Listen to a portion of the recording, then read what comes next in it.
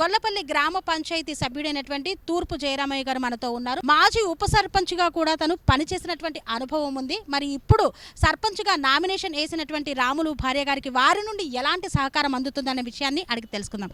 Sir చెప్పండి, మీ గొల్లపల్లి గ్రామ పంచాయతీలో ప్రస్తుతం ఉన్న సమస్యలు ఏంటి? ఇంతకుముందు మీరు ఉప సర్పంచ్గా చేసిన పనులేంటి?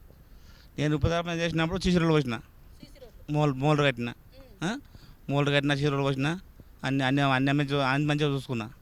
ఇప్పుడు కూడా అట్లా చేస్తాం. మా తాతను ఉంచుతున్నాము, అమ్మను ఉంచుతున్నాము. అలా వాళ్ళు ఎట్లా మాకు ఎట్లా దొరికితే అట్లా ఆయన చేస్తారు పని. అప్పుడు చేసిన మంచిగానే, ఇప్పుడు చేస్తారు మంచిగానే. ఆయన పక్కా గెలిపిస్తాం. మూల కట్టించిండు, చీరలు పోసిండు, అన్నీ చేసిండు, లోన్లు ఇప్పించిండు, ఇక ఇల్లు బిల్లు ఇప్పించిండు, మంచిగా చేసిండు, మంచిగా చేసిండమ్మా. అప్పుడు మంచిగా చేసిండు కాబట్టి ఇప్పుడు రాములు గారి భార్యని మళ్ళీ గెలిపిస్తా అంటారు.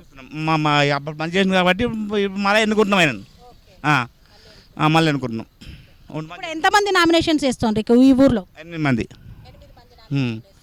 ఏం చెప్తున్నారు మీ గొల్లపల్లి గ్రామ పంచాయతీ ప్రజలకు? మీ తరపున ఏం చెప్తున్నారు? మా తరపున ఏం లేదు, వాళ్ళు రాములు గెలిపిస్తామని చూస్తున్నాం.